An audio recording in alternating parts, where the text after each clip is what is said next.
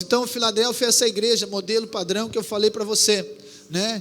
E o aspecto que nós vamos falar na próxima semana está relacionado ao arrebatamento, né? Não vou falar hoje, porque quando aqui Jesus fala para Filadélfia que eu te livrarei da hora, do momento de provação que todo mundo passará, Jesus está dizendo que vai arrebatar essa igreja. Ela não estará aqui por conta da grande tribulação, mas na próxima semana eu quero explicar isso para você com mais tempo. Mas hoje eu quero falar do contexto, né? Eu falei para você, em cada igreja, não fizemos obviamente o estudo da igreja, no sentido, né, esse afinco em todas as características, mas usei uma ou duas principais para aplicarmos nos nossos dias de hoje. Como você viu, Sardes iniciou algo, Deus iniciou algo em Sardes, né? A igreja, ela corrompeu. A igreja lá de Éfeso, ela já estava, né, não corrompida, mas em Éfeso, ou melhor, a igreja desde o seu início, irmãos, ela sofre resistência, e ela vai sofrer resistência e perseguição. Isso faz parte, né?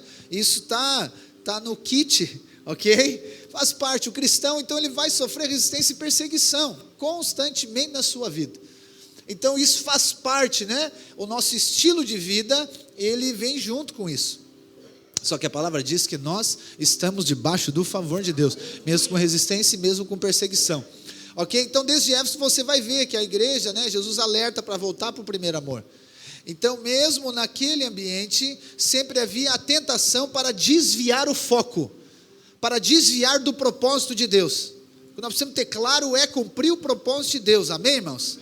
Eu sei que Deus tem algo na sua vida individual, mas ainda assim existe algo de Deus, né, que está além, talvez, da sua capacidade de percepção hoje. Mas à medida que você vai tendo clareza, você vai percebendo que há um propósito de Deus para você. E desde o início vem então a tentação para tirar, né, a igreja do centro da vontade de Deus. Lá em Éfeso você já vê isso. E Jesus alertando em Éfeso: ó, eu tenho algo contra ti, perdeu o primeiro amor. Então arrepende e volta para onde, pastor? Volta para o lugar do propósito, volta para o centro da vontade. Nós vemos Esmirna, né? Esmirna também não recebe repreensão. Esmirna é aquela igreja perseguida. Jesus não impõe nada sobre ela. Jesus ainda diz para ela: se ela crer, se ela permanecer crendo, ela vai receber uma recompensa que nenhum outro receberá. E aí quando nós chegamos em Pérgamo, Pérgamo já começa a acontecer o problema, Pérgamo já começa a corromper.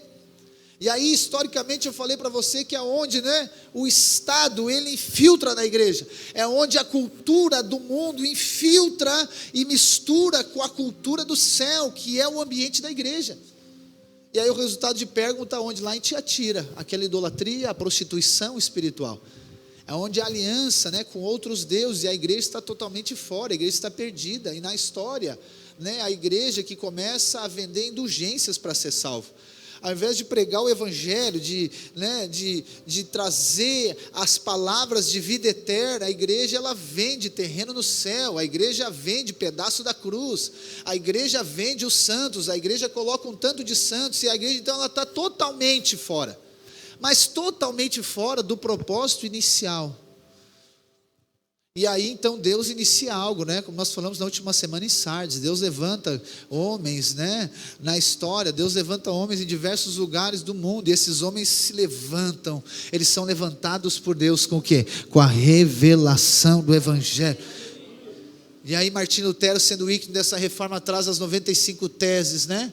Na porta da igreja Castelo, no dia 31 de outubro de 1917.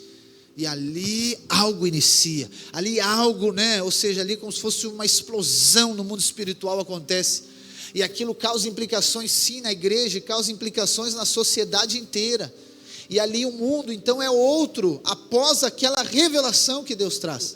E a igreja de Filadélfia, ela traz de volta a igreja para o centro da vontade de Deus. A igreja de Filadélfia, ela restaura, ela reorganiza. A igreja de Filadélfia, ela traz novamente a cultura, o estilo de vida dos primeiros cristãos, o estilo de vida dos primeiros discípulos. Essa é a igreja de Filadélfia, e esse é o nosso chamado. Então a igreja, ela retorna. Só que nós não vemos aqui em Filadélfia, o estilo de vida, nós não vemos, super crentes, nós não vemos, nenhuma pessoa super poderosa, mas nós vemos a igreja dos irmãos. Nós não vemos uma força, nós não vemos um personagem, mas nós vemos uma família. Jesus diz para Filadélfia: eu sei que tem pouca força. Aqui Jesus está dizendo: eu sei que tu tem pouca força individual, mas por outro lado ela tem um testemunho fortíssimo no coletivo, porque não é sobre uma pessoa, nem sobre duas, mas é sobre a família inteira, é sobre a igreja. Essa é Filadélfia. Essa é Filadélfia. Então não é sobre o indivíduo. Aqui que está o ponto de Sardes.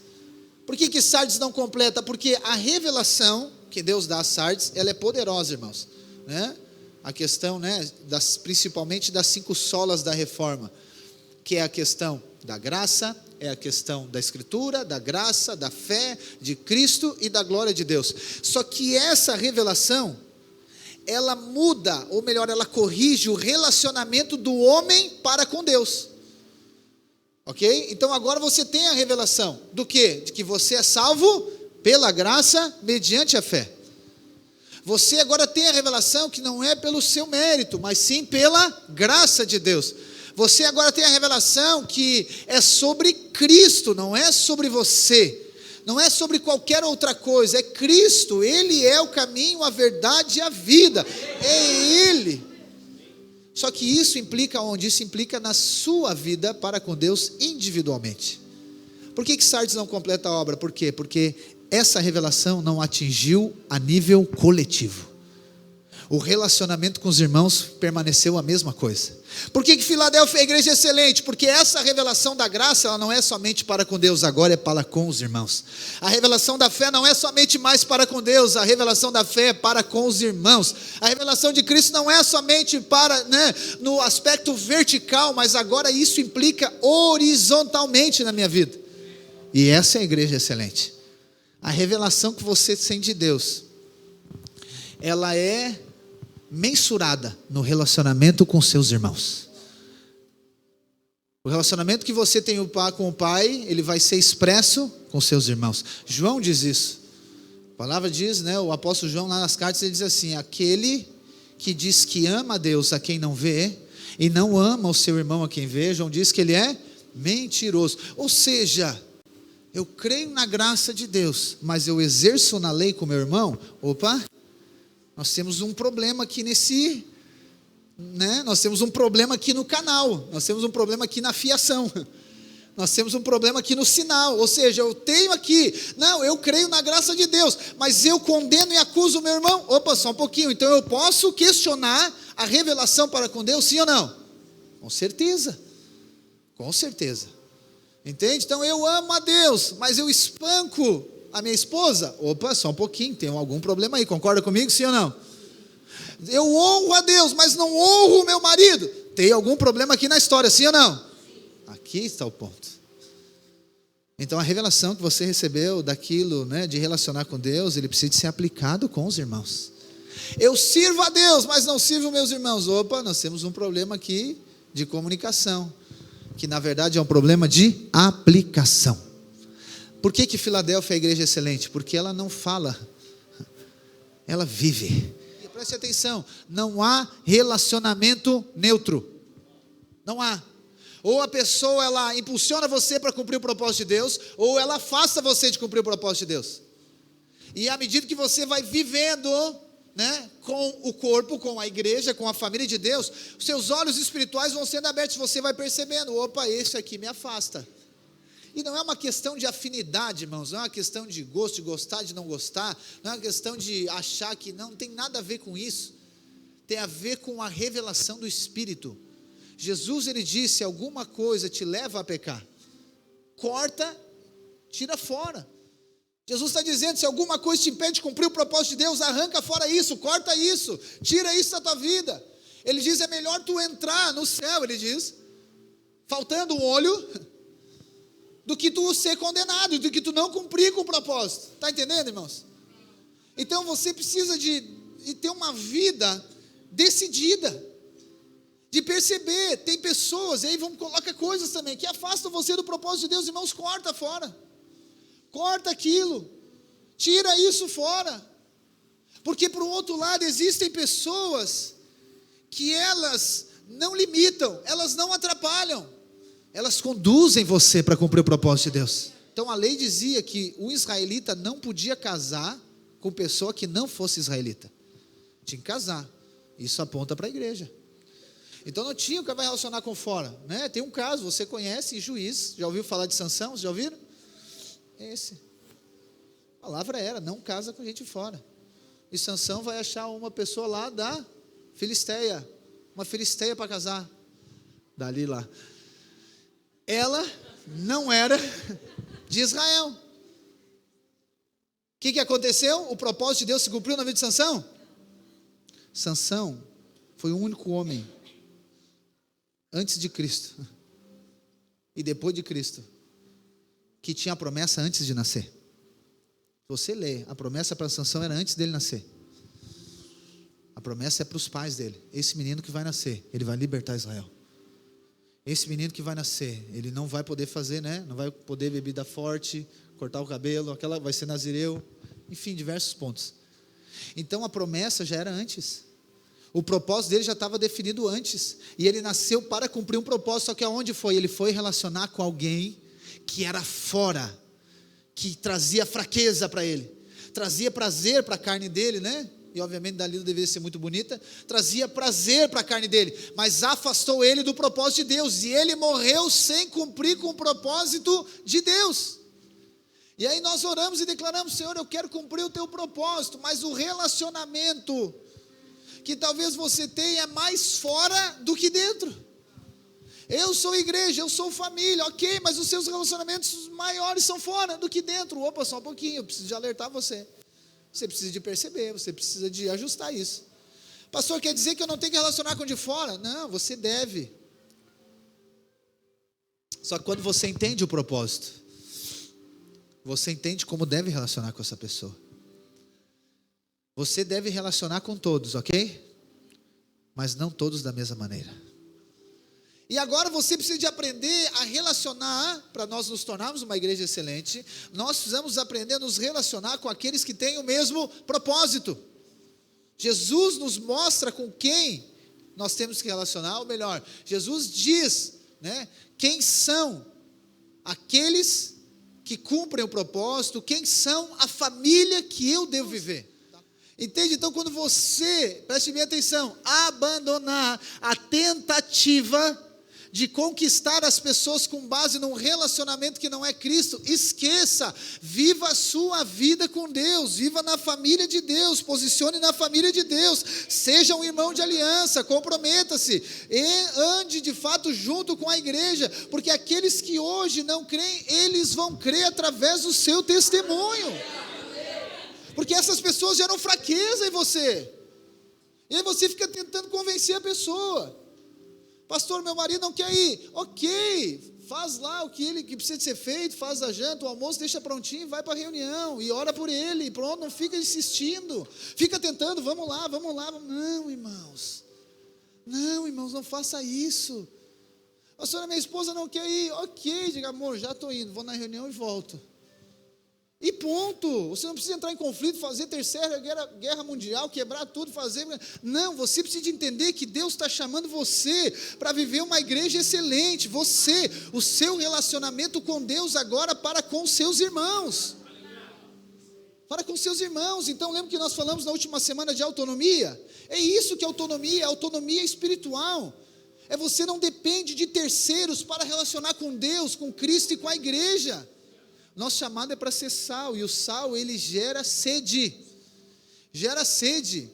nós vemos em Atos 2, 42, 46 a lei dinâmica da igreja, e é interessante que dizia o quê? Que a igreja caía na graça de todo o povo, mas não pensa que isso era algo forçado, não, nós vamos ser politicamente corretos com todos, não, eles tinham um estilo de vida, né, que manifestava a própria vida de Deus, o próprio espírito de fé fluía através dele, que as pessoas de fora olhavam e diziam: meu Deus, esse povo aí é diferente, esse povo aqui parece que tem algo diferente, tem algo neles diferente, tem alguma coisa neles diferente. É isso que é a igreja. Entende? Então você não deve tentar forçar nada, por isso que você deve definir os seus relacionamentos. Não, pastor, eu vou agora tentar, não, pare com isso, deixa que Cristo vai fazer, entende? Jesus não força ninguém a seguir Ele, Jesus chama, Jesus diz o quê? Quem quiser vir após mim, siga-me, quem quiser, olha só que maravilhoso isso, irmãos. Então com Cristo é a mesma coisa, com a igreja é a mesma coisa. Não é forçado, não é desse jeito que funciona, irmãos. Não, é um relacionamento de prazer, de vida, é assim. Só que você precisa, entende? Aí você às vezes negocia o relacionamento com a igreja por causa de outros relacionamentos. Eu não estou dizendo para você abandonar o marido, abandonar a esposa, não é isso. Você continua com o seu marido, com a sua esposa, mas a sua vida com Deus e com a igreja, ela é intocável. Ela é intocável, você preserva o relacionamento com o noivo e com a família de Deus. Se a pessoa não quer vir, ok, não tem problema, não é justificativo para você não cumprir com as suas tarefas ou funções com a sua casa, não é isso, mas eu quero dizer que você não pode abrir mão do seu relacionamento com Deus e com a igreja, porque é aqui que está a provisão para o cumprimento do propósito de Deus na sua vida, nos relacionamentos da igreja, é aqui, é com os irmãos, é com a igreja Filadélfia. A igreja, irmãos, ela não é totalmente fechada, né? Ela não é uma panelinha, ela não é um grupo fechadinho que ninguém entra, não é. Ela não deve ser assim, nós não devemos ser fechados a ponto de ninguém poder entrar nessa comunhão, não. Só que nós não podemos ser tão abertos também. Você não pode aceitar qualquer um na sua vida, você não pode relacionar com qualquer pessoa, você precisa de entender, cara, só um pouquinho, aqui não está ligado com o propósito de Deus, então não faz sentido esse relacionamento. E assim então nós vamos avançando, você precisa de entender, Deus chamou você para cumprir um propósito, e esse propósito está relacionado com a igreja, então o que impede você de ser igreja, precisa de ser eliminado. Outra expressão que Jesus fala para Filadélfia, é o quê? Que diante dela tem uma porta aberta, que ninguém pode fechar. Irmão, isso aqui é poderoso, e aqui está relacionado com a graça de Deus, com o favor de Deus, é uma porta aberta. Só que eu quero trazer para essa questão dos relacionamentos. Se você perceber, os relacionamentos da igreja, eles são expressões da graça de Deus na sua vida. Então as pessoas que Deus coloca diante de você, elas são portas de Deus na sua vida, elas são presentes que Deus dá para você. As pessoas, os irmãos, eles são portas. Os irmãos são portas que Deus coloca na sua vida para que você acesse o cumprimento do propósito dele. Está entendendo o que eu quero dizer, irmãos? Desprezo dentro e lá fora tudo certinho, mas não é isso que Deus tem para você. Não é isso que Deus tem para a igreja excelente, não é esses relacionamentos. Os relacionamentos da igreja excelente é você honrar fora e honrar dentro. Está entendendo? É você servir fora e servir dentro, é você ser uma pessoa só em todos os lugares. E aqui na vida da igreja, então essas pessoas, você vai começar a ver elas de maneira diferente. Paulo diz na carta aos Coríntios, ele diz: a ninguém agora nós olhamos segundo a carne, mas segundo Cristo. Você vai ver que as pessoas, elas são, pessoas estratégicas que Deus coloca perto de você, para que você seja ativado e você seja direcionado para cumprir com o propósito dele na sua vida. E isso é uma revelação, irmãos. Tem alguns exemplos que eu quero falar aqui rapidamente para nós finalizarmos. A Bíblia nos mostra alguns exemplos de pessoas que foram portas na vida de outras para o cumprimento do propósito, A Bíblia conta a história de Davi e Jonatas. Você já ouviu falar sobre essa história? Jonatas era filho de Saul, que era rei de Israel. Davi tinha sido ungido rei, Porque Deus decidiu então ungir Davi. Desprezou Saul e ungiu Davi. Só que não foi uma troca imediata. Saul manteve-se no trono e Davi ia ser treinado para assumir o trono. E aí a palavra diz que Davi, de alguma maneira ou outra, ele começa a relacionar com Jonatas. filho de Saul. Existe um nível de profundidade nos relacionamentos da família de Deus que talvez você não tocou ainda. Talvez ainda você não tocou no mais profundo, entende? Daquilo que é. Nós hoje temos as nossas reuniões, nós nos reunimos, né, o domingo à noite, reunimos na quarta-feira, e agora os GCs que nós reunimos pela manhã. E tem alguns irmãos que acham que é só mais uma reunião, acham que é só mais é uma questão organizacional. Não, é porque eles não entenderam que é sobre vida de Deus. É sobre você relacionar com pessoas, é sobre você ser inspirado por pessoas, irmãos. Você pode olhar, entende? Na internet vai ter um tanto de gente que inspira você. Vai trazer um tanto de conceito para você, motivacional, disciplina, um tanto de coisa, encorajar você para um tanto de coisa. Só que não tem o olho no olho, não tem o toque, não tem a vida. Ele não chora com você, ele não se alegra com você, não tem vida em comum. Aí você só vai receber lá. Só que não cresce, porque você não cresce como recebe, sabia disso? Você não cresce quando recebe. Você cresce quando você compartilha. Você só multiplica quando compartilha. Não tem quando multiplicar só por receber. Eu quero receber. Você pode receber a vida toda, mas não vai crescer. Por quê? Porque não tem aonde você multiplicar. Eu quero ganhar dinheiro, mas você pode ganhar dinheiro e não ser próspero. A prosperidade está quando você compartilha aquilo que Deus deu para você. Está entendendo o que eu quero dizer, irmãos? Então senão você vai ficar lá nas suas crises, o seu casamento não vai avançar, a sua vida profissional não vai avançar. Não, porque você decidiu viver individualmente. Você até pode estar no coletivo, mas decidiu se fechar, decidiu viver individual. Mas a igreja excelente, ela não é essa. A igreja excelente, o estilo de vida dos apóstolos, o estilo de vida do céu aqui na terra, ele não é individual. O estilo de vida do céu aqui na terra é um estilo de vida compartilhado, de comunidade. É quando você agora tem pessoas que são inspirações para você. Mas eu quero dizer, são pessoas de carne e osso, que você conhece ela. Você sabe quem ela é. São pessoas confiáveis, entendeu? Você pode olhar no olho dela, você tem a convicção que você é um com ela por causa de Cristo. Que Deus colocou essa pessoa na sua vida.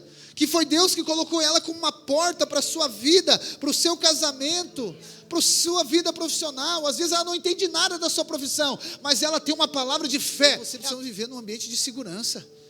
Você vive inseguro, com dúvida, é por quê? Porque você vive sozinho, você vive individual. Mas eu sei que eu sou filho de Deus, sim, mas lembra que eu falei para você lá no início dessa série, que a sua identidade, a sua identidade de filho é reafirmada na família. A sua identidade de filho, ela é reafirmada na família, quando você está junto com os irmãos. Esse é o relacionamento que Deus tem para mim e para você. Esses são os relacionamentos da igreja excelente. E no final de tudo isso, qual que é o resultado? No final de tudo isso é para nós cumprirmos o propósito de Deus. Não é simplesmente para nós, né, estarmos juntos por estarmos juntos. Não, a nossa comunhão, ela não é ineficaz. A nossa comunhão tem um propósito de Deus. A nossa comunhão é para gerar filhos para Deus. A nossa comunhão é para manifestar o céu na terra. A nossa comunhão, ela vem com o propósito de nós impactarmos o lugar que Deus nos colocou. É esse o propósito da nossa comunhão. Isso é confronto, esse é o estilo de vida da vida da igreja. E quando você é confrontado, o que acontece? Você cresce. Só que aí é um problema, né? Nós tocamos aqui num problema. Você não gosta de ser confrontado. Você gosta que concordem com você. Eu não vou mais nessa igreja porque me confrontaram. Eu não quero mais porque falaram aquilo que eu não gosto. Só que aqui é a porta aberta diante de Deus, de você. É você sendo confrontado. Talvez lá na sua casa, na sua família, desde a sua criação, você nunca foi confrontado. Talvez você como criança fazia, pintava e bordava na sua casa. Seu pai nunca deu uma chinelada, ou uma pantufa, né, com a pantufa que fosse. E não é sobre surrar, mas é sobre dizer não. É sobre confrontar. Talvez você nunca foi confrontado. Então agora quando você vem, você é confrontado pelo ambiente, você retrai. Opa, eu achei que eu era amado. Opa, mas quem disse que o amor não tem confronto? Jesus, a palavra diz, né, em Hebreus, que o Pai disciplina aquele que Ele ama. A única maneira de você crescer é sendo confrontado. A única maneira de você amadurecer é sendo confrontado. Só que esse confronto é em amor. Esse confronto é em fé. Esse confronto é em graça, não é um confronto para matar você, não é um confronto para desanimar você, para entristecer você. Esse é um confronto para dizer, irmão, ok, é assim, assim, e vamos lá, vamos resolver as crises e vamos seguir. Ah, mas a minha esposa é assim, meu marido é assim, ok, vamos botar a cruz no centro desse negócio, vamos orar e vamos seguir, vamos lá. Ah, mas eu estou em crise, ok, hoje essa crise ela vai passar, depois vai vir talvez uma maior. E assim que você vai crescendo. Ah, mas eu quero abandonar tudo. Ok, vamos abandonar também. Você nunca vai ouvir isso aqui. Vai dizer, não abandona, não vai, fica, permanece. O Senhor é contigo, Ele está contigo, nós estamos contigo. Às vezes tem pessoa que Ele vem aconselhar e na verdade Ele não vem aconselhar. Ele vem para falar o que Ele quer fazer, só para mim assinar embaixo, entendeu? Pastor, eu já decidi, eu vou fazer isso e isso. Eu não falo nada. O que o senhor acha? Se tu já decidiu, não sei se eu preciso falar alguma coisa, já está decidido. Eu digo, acho que tu não deve fazer isso. Na face dela tu vê o desânimo dela. Não, eu só queria que o pastor dissesse que podia. Aí eu já ia fazer. Ela precisava somente de um cúmplice, ela não queria um aconselhamento. Ela precisava só de um bode expiatório. Eu conheço. Entendeu? E não é assim, irmãos. Não. Você precisa entender. É isso que eu quero nessa noite, você entender que Deus tem um propósito na sua vida. E talvez você esteja orando, pedindo para Deus, Senhor, eu quero cumprir o que o Senhor tem na minha vida. Eu percebo como que eu faço, o que eu faço. É só você ser família de Deus. É só você olhar para as portas abertas que Deus colocou ao seu lado. É só você olhar para as pessoas que Deus deu para você como um presente. E essas pessoas vão levar você a acessar. E juntos, irmãos, nós vamos manifestar o céu aqui na terra. Porque a sua família vai ser impactada, o seu casamento vai ser impactado, a sua empresa vai ser impactada, o seu negócio vai mudar, essa cidade ela vai mudar. Por quê?